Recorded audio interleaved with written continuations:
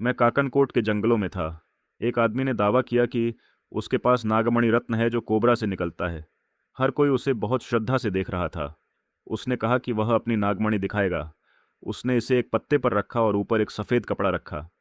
मुझे यकीन नहीं हुआ तो दुनिया भर में लगभग हर संस्कृति में सांप को हमेशा अंतर्दृष्टि के स्रोत के रूप में और जीवन के कई पहलुओं की कुंजी के रूप में पूजा जाता है। वैसे यहाँ तक कि जीव विज्ञानी या खासकर प्राणी शास्त्रियों के पास भी सांपों के बारे में कुछ अविश्वसनीय तथ्य हैं जिन्हें काफ़ी हद तक नज़रअंदाज किया गया है। उदाहरण के लिए अभी भी यह माना जाता है कि कई समुद्री सांपों में या कुछ समुद्री सांपों में आज भी एक छेद होता है जिसे पाइनियल फोरामैन कहा जाता है, यानी इसके माथे में एक छेद होता है और वहाँ लाइट सेंसर होते हैं जिसे पाइनियल आंख कहा जाता है। मेरे ख्याल से कुछ समय पहले तक ये माना जाता था कि यह पाइनियल आंख लगभग 10 करोड़ साल पहले विलुप्त हो गई थी, लेकिन हाल के दिनों में कुछ वैज्ञानिक ये पहचान रहे हैं कि कुछ सांपों में अभी भी पाइनियल आंख या पाइनियल फोरमेन है। फोरमेन का लैटिन में शाब्दिक अर्थ है सिर में एक छेद। ये तब की बात है जब मेरी उम्र शायद 212 साल रही होगी और मैं काकनकोट के जंगलों में था। घने जंगल, बाघों का इलाका, किंग कोबरा का इलाका, वहाँ मैं इन आदिवासियों के साथ था और जंगल में कई दिनों तक घूम रहा था। तो एक आदमी ने दावा किया कि उसके पास नागमणि है। भारतीय मूल के कई लोगों ने इसके बारे में सुना होगा। नागमणि नाम की महिलाएं भी होती हैं। इसका मतलब है एक ऐसा रत्न जो कोबरा से निकलता है, एक मोती, या जैसे यह एक कीमती पत्थर की तरह है। कोई सांप कैसे एक कीमती पत्थर पैदा कर सकता है जब एक कोबरा बूढ़ा हो जाता है? खासकर दक्षिण भारतीय मूल का भूरा कोबरा, खासतौर से ये कोबरा, क्योंकि मैंने ये वही देखा है, जब वो बूढ़ा हो जाता है तो उससे मुश्किल होती है। उसके लिए शिकार करना कठिन हो जाता है क्योंकि वो अपनी युवा अवस्था की तरह फुर्तीला नहीं रहता। फिर वो अपना विष जमा करना शुरू कर देता है, जो सबसे जटिल प्रोटीनों में से एक है। आज बहुत सारे शोध और विकास हो रहे हैं कई प्रकार की दवाइयाँ बनाने के लिए, सांप के जहर से बिच्छू के, यहाँ तक कि मकड़ी के जहर से भी, इन सभी से, क्योंकि विष इस धरती पर मिलने वाले सबसे जटिल प्रोटीन कंपाउंड में से एक है। तो ये इसे जमा करना शुरू कर देगा और इसका क्रिस्टल बन जाएगा और इसे अपने माथे में जमा करेगा। तारों की रोशनी में यह चमकेगा और नीला हरा प्रकाश पैदा करेगा। इस वजह से कीड़े और छोटे जानवर इसकी तरफ आएंगे, यानी कि भोजन आ रहा है। आमतौर पर सांप 12 से 14 दिनों में एक बार खाता है, लेकिन जैसे जैसे उसकी उम्र बढ़ती है वो इस अंतराल को 16 से 24 दिनों तक बढ़ाना शुरू करता है और बूढ़ा होने पर वो 32 दिनों तक कुछ नहीं खाता। तो वह बस एक जगह पर बैठता है और रात में चमकता है और कीड़े, बड़े कीड़े और चूहे जैसे छोटे जानवर और दूसरी चीज़ें प्रकाश की ओर आती हैं और ऐसे वो अपना पेट भरता है। ये ऐसी चीज़ है जो लोगों को पता है। यह भारत में बहुत प्रचलित है। तो यह नागमणि एक बहुत ही लोकप्रिय चीज़ है। लोग सांप से मणि निकालना चाहते हैं। तो आज दुर्भाग्य से व्यावसायिक कारणों से लोग सांपों को पकड़ रहे हैं और उसके माथे से उसे खींचने की कोशिश कर रहे हैं। लेकिन अगर आप उसे सांप के सिर से बाहर निकाल लेंगे तो यह एक अपरिपक्व पत्थर होगा, अगर आप इसे पत्थर कह सकें, क्योंकि यह क्रिस्टल है और वह किसी काम का नहीं होगा। और सबसे बढ़कर यह सांप की संपत्ति है, आपकी नहीं है। लेकिन समय के साथ सांप इसे गिरा देगा। तो अगर आप उन जगहों पर जाकर खोजते हैं जहां सांपों ने बिल बनाया है तो आपको मणि मिल सकती है। तो जब मैं इन आदिवासियों के साथ था तो एक आदमी को बहुत ज़्यादा आदर से देखा जाता था। वो एक युवा व्यक्ति था, शायद 30 साल से थोड़ा ज़्यादा उम्र का, और उस आदमी को हर कोई बहुत सम्मान से देखता था। मैंने पूछा, इस आदमी में ऐसा क्या खास है? उन्होंने कहा, इसके पास नागमणि है। मैंने ये बहुत बार सुना था। उस समय मुझे हर चीज़ में संदेह होता था। जब तक मैं इसे देखूंगा नहीं, मैं इस पर विश्वास नहीं करूंगा। मैंने कहा, बकवास जरा दिखाओ मुझे। तो उसने मुझे दिन में दिखाया। यह एक छोटा सा पत्थर जैसा था, लगभग अपारदर्शी, काले रंग का, नीले काले रंग का। मैंने कहा, इसमें क्या खास है? उसने कहा, नहीं, तुम रात में आओ, मैं तुम्हें दिखाऊंगा। हम दरअसल जंगल में डेरा डाले हुए थे क्योंकि यह हाथियों का इलाका है और जंगली भैंस, बेशक बाघ, लेकिन बाघ भी 15 दिन में केवल एक बार खाते हैं। तो ये ठीक है, लेकिन हाथी लोगों को 15 दिन में एक बार नहीं कुचलते। तो हम आग जलाकर बैठे थे। फिर वो आया और बोला कि वो अपनी नागमणि दिखाएगा, लेकिन वो आग की रोशनी नहीं चाहता था। तो हम जंगल में अंधेरे में चले गए। वहाँ तारों की थोड़ी सी ही रोशनी थी, बहुत कम। उसने इसे एक पत्ते पर रखा और एक सफ़ेद कपड़ा, एक पतला सफ़ेद कपड़ा ऐसे पकड़ा, मुझे यकीन नहीं हुआ। वो चमक रहा था, बिल्कुल मोर के पंख के केंद्र की तरह, हरा नीला रंग, चमकीला और साफ।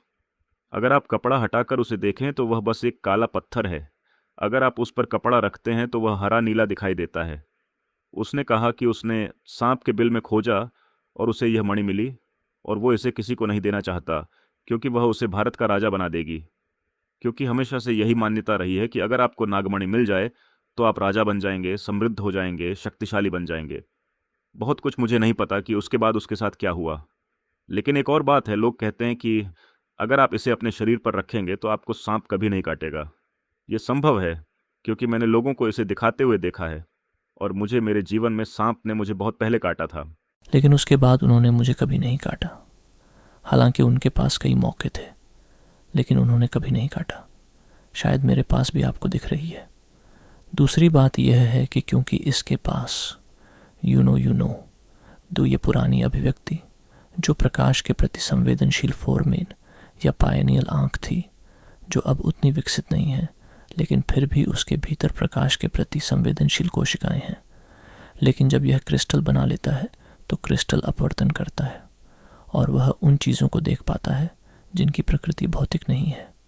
यही कारण है कि नाक इंसान की ऊर्जा को देखते हैं, और जब वो देखते हैं कि ऊर्जा बहुत ज़्यादा चमकदार है या उल्लासमय है तो वो स्वाभाविक रूप से उस दिशा में आगे बढ़ते हैं, क्योंकि वो भौतिक से अधिक कुछ देख रहे हैं। Cobra is a only creature that it can see the element akash और आकाशा।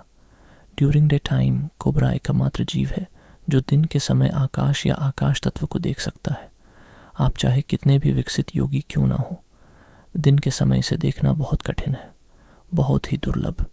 जब संक्रांति और विश्व के दौरान कुछ बदलाव हो रहे होते हैं तब शायद आप देख सकते हैं, लेकिन एक सामान्य दिन में यह बहुत कठिन होता है। जब कोई रोशनी ना हो सिर्फ तभी आप देख सकते हैं, लेकिन कोबरा एक ऐसा जीव है जो इसे देख सकता है। तो जहाँ भी लोग रहस्यवाद की तलाश में थे, जहाँ भी लोगों को जीवन का गहरा अनुभव था, वहाँ सांप की छवि हमेशा मौजूद होती थी। और मानव शरीर के भीतर रेप्टिलियन ब्रेन नाम की एक चीज़ होती है, और ये हमारे लिए प्रासंगिक है।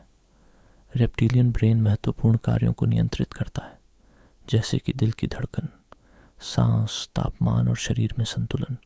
आपका शरीर भरोसेमंद हो जाता है अगर आप सिर्फ अपने रेप्टिलियन ब्रेन तक ही पहुंच पाते हैं, लेकिन यह सख्त और बाध्यकारी भी हो सकता है।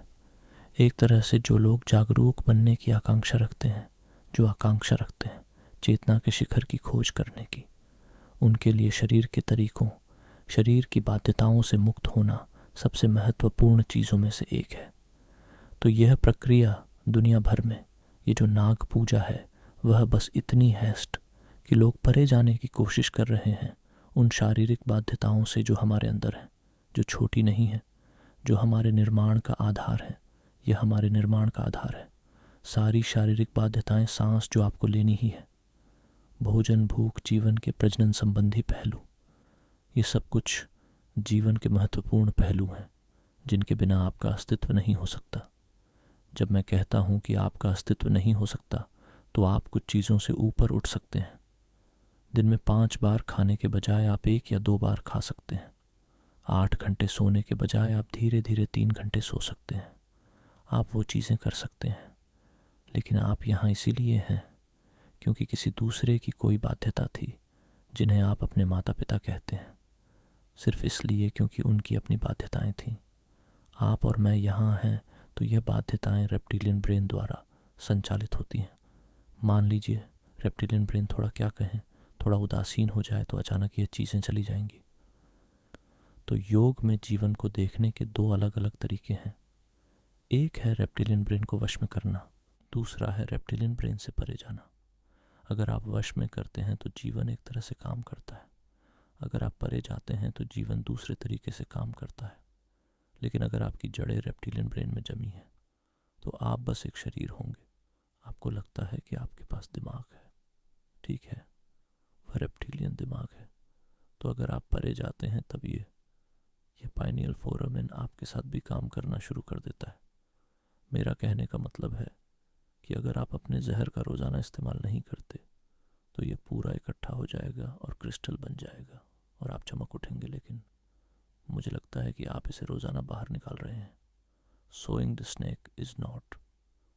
तो सांप के आवाहन का मतलब रेंगने वाला जीव जैसा बनना नहीं है, विषैला जीव जैसा बनना नहीं है, बल्कि यह सुनिश्चित करना है कि हमारे शरीर में सारे काम, हृदय की धड़कन, सांस संवेदनाएं और हरकत संतुलन, यह सारी चीज़ें रेप्टिलियन ब्रेन से संबंधित हैं। हम चाहते हैं कि यह सारी चीज़ें सहजता से हो, ताकि हमारा जीवन किसी अधिक गहन या उच्च प्रकृति की चीज़ पर केंद्रित हो सके, वरना शरीर आपको सीमित चीज़ों तक ही सीमित रखेगा।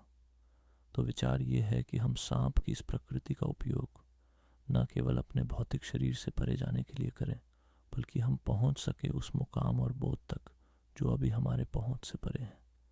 पाइनियल यानी तीसरी आंख के जरिए